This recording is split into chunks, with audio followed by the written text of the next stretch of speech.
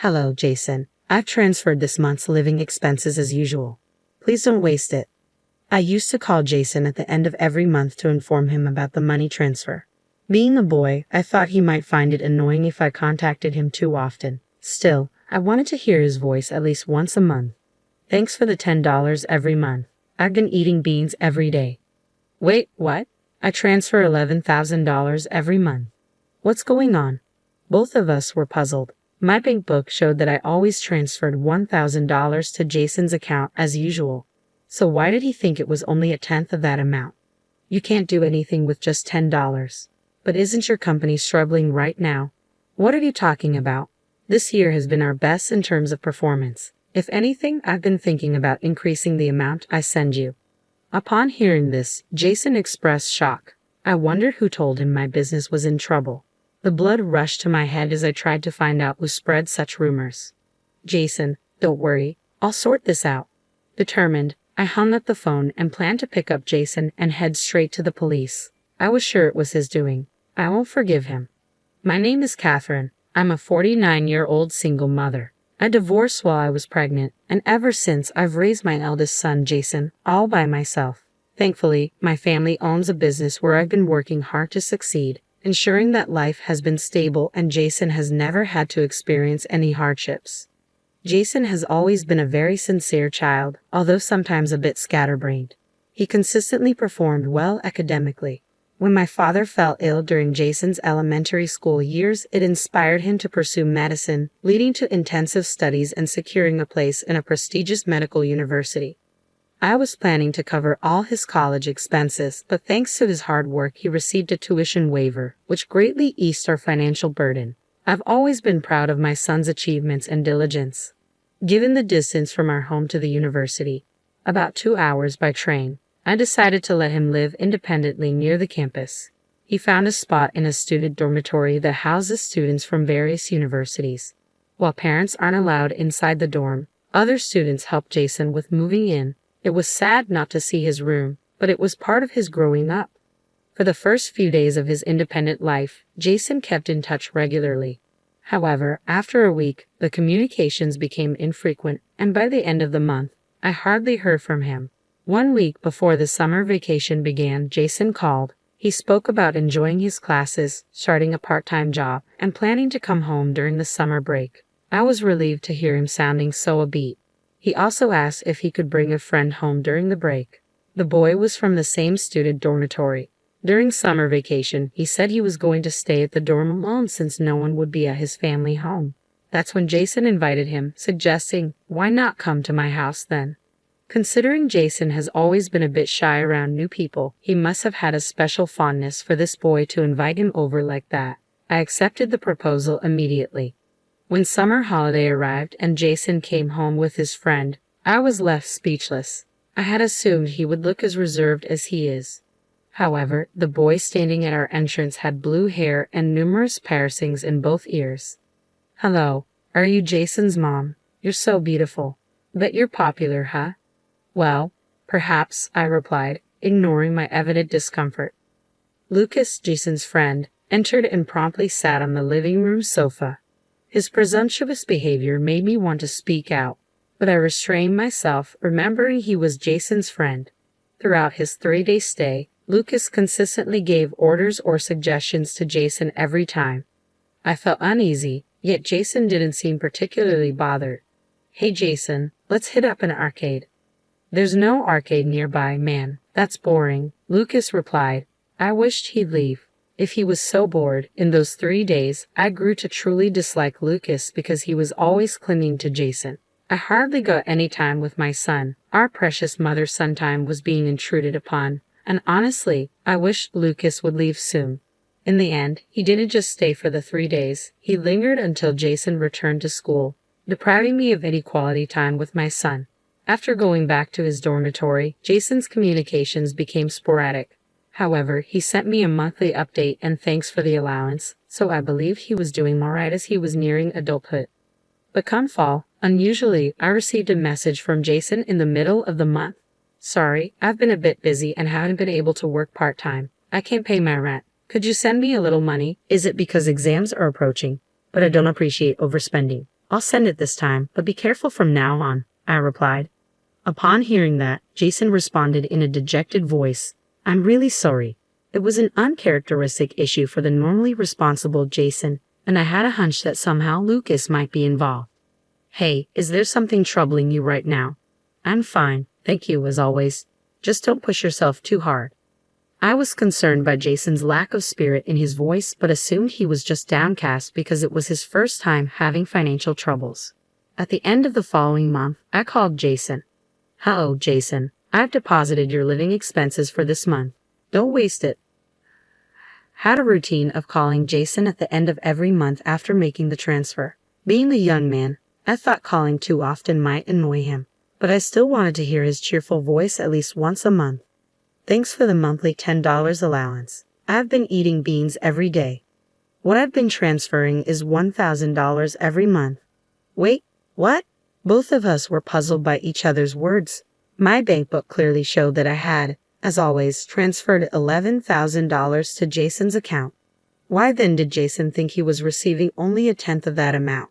You can't do much with just $10, but isn't your company going through tough times? What are you talking about? This year has been our best performance-wise. I've actually been thinking of increasing the amount I send you. Upon hearing my words, Jason let out a surprised gasp. Who had told him that my company was in danger? I wanted to find out who was spreading such rumors, and I felt a surge of anger. Jason, don't worry. I'll take care of everything. I ended the call intending to head to where Jason was and subsequently report the matter to the police. I was sure that he was the culprit. I won't forgive him. I took a taxi from the nearest station and stopped near the student dormitory. Then, I called Jason and told him to sneak out without anyone seeing him. Listen, make sure no one sees you. Just trust me. Jason seemed unconvinced, but he still kept his promise and discreetly left the dormitory. As he turned the corner and approached the car, I was shocked by his appearance. Mom, it's been a while. Jason, what happened to you? You look. When I saw him in the summer, he was healthy, but now he looked skeletal, a mere shadow of his former self. What on earth had happened? I hesitantly asked Jason. Jason, you've lost so much weight. What happened? At first, Jason tried to brush it off, but he eventually began explaining his current situation. Mom, after I got back from my visit, you sent me a new bank book, remember? Since then, the allowance you sent has been reduced to $10. I did struggle a lot, but Lucas mentioned during my visit that you talked about closing down the company, so I thought maybe things were tough for you. I was stunned to hear this. I had no recollection of discussing such a thing with Jason during his visit. The company was achieving its best performance ever this year, and I had no intentions of shutting it down whatsoever. Moreover, there was another thing that struck me about Jason's story. Hey, what's this about a new bank account? Ha! Indeed, Jason hasn't opened a new bank account since he was born, and I've been depositing $1,000 into the same account every month. I have a bad feeling, Jason. Let's go to the police. The police? Why? The money I've been sending to you, someone might have stolen it. When I said that, Jason's eyes widened in disbelief, but soon he seemed to ponder if his suspicion might indeed be correct. I felt a pang in my heart, thinking about the hardship that might await Jason in the future. However, someone has to take responsibility for doing this to you. Driver, please take us to the nearest police station. With my request, the taxi started moving. The taxi driver, who overheard our conversation, kindly drove us to the largest police station in the city. Upon arriving at the police station, I supported Jason as we entered. Jason, once a member of a sports club and so diligent about his diet with an impressive physique, now seemed frail, perhaps even lighter than me. Tears welled up in my eyes as I supported him. A young male officer at the station listened to both our stories and offered comforting words. You've been strong, gone through tough times, he said, causing Jason to break down crying. Actually, we've had similar complaints from student dormitories in this area recently, the officer continued. About 3 families have come forward with complaints similar to ours, and all of them were pointing to one individual as the culprit. Isn't that individual by any chance someone named Lucas? I asked. The police officer sighed at my words and nodded. Jason was looking down next to me. Perhaps, even though he had suspicions, he wished deep down that it wasn't true. I placed my hand on Jason's back and looked at the officer. Is an investigation underway? The officer pondered for a moment and then guided Jason and me to a separate room. He asked us to submit a report on the damages we faced. I agreed and immediately filled out the report. Once the report was submitted, the person in charge informed us about the current state of the investigation. Lucas played a role similar to a contact person. He befriended the victims, obtained their bank account details and PINs, and then withdrew their money. The person receiving the money they believed was a specific man. Looking at the provided photo, I jumped up in surprise. I know this man. The police were equally shocked, their eyes wide as they looked at me. I took a deep breath, my heart racing, and began to explain about the man in the photo. This is Liam, right? He's my ex-husband and Jason's father. Wait, my dad. Jason's voice was filled with disbelief. The man in the photo was indeed Liam, my ex-husband. The reasons for our divorce involved financial issues and affairs with other women. After the divorce, I lost contact with him and never received any child support. However, I believed it was better for Jason not to have any bad influence from him, so I never tried to track Liam's whereabouts after that. But I never imagined he would be involved in something that would lead to police intervention. I felt the blood drain from my face. So, Jason was deceived out of his money by both a close friend and his biological father. Jason stood frozen, his mouth open in shock. Actually, we've discovered that this Liam and Lucas are father and son. Wait, what? I was taken aback. I had met Lucas before, and he had mentioned he was the same age as Jason. Given the rigorous ID verification at Jason's student dormitory, that was likely true. But if that was the case, it meant that Liam had another woman pregnant at the same time as me, which would be an affair. Though I no longer held any feelings for Liam, the revelation was still shocking. So, Lucas and I are brothers, Jason muttered, overwhelmed by this unexpected revelation. I was also at a loss for words, having never anticipated such a twist. In light of this, we have a favor to ask. Of course, I'll cooperate in any way possible to catch those two, I said. At my words, Jason nodded in agreement. Following the police's instructions, we decided to play along with their plan. I discreetly sent Jason back to his dormitory and checked myself into a nearby business hotel. The next day, ensuring Lucas was present, I made a call. Hello, how are you, Jason? I asked. Jason, mentioning he was doing the dishes, deliberately put the call on speaker. From this, I deduced that Lucas was nearby. I had a little unexpected income, so I'll be transferring some money into your account. Make sure to use it wisely. Understood. Thank you, Jason replied before ending the call. I stopped the IC recorder I had at hand and proceeded to transfer $88,000 into Jason's account. The next morning, armed with evidence, Jason sent me after verifying the bank transfer. I presented it to the police. Before heading to the dormitory, we made a brief stop. Once we arrived, we explained the situation to the dormitory's manager, who immediately led us to Lucas's room. Upon ringing the bell, we heard hurried footsteps approaching from inside. Yeah, who is it? Lucas asked, swinging the door open, only to freeze in his tracks, utterly shocked. In a place where outsiders were strictly prohibited, seeing me and the police officers must have been the last thing he expected. With a composed smile, I greeted the flustered Lucas. Hello, Lucas. It's been a while. I'm Jason's mother. Why would Jason's mother want to see me, and why are the police here? Lucas glanced over at Jason, standing beside me, and seemed to realize the nature of our visit. We have a warrant, so we're going to conduct a search now. I have to leave now, so could we reschedule this for another time? Lucas attempted to close the door forcefully. Without missing a beat after hearing the officer's statement, Lucas tried to close the door forcefully. However, the police officers were prepared for this. 2 officers forcefully opened the door, initiating the search. Almost immediately after they began, voices echoed from various corners. Lucas visibly slumped, realizing the gravity of the situation. Jason and I entered the room, leaving a deflated Lucas behind.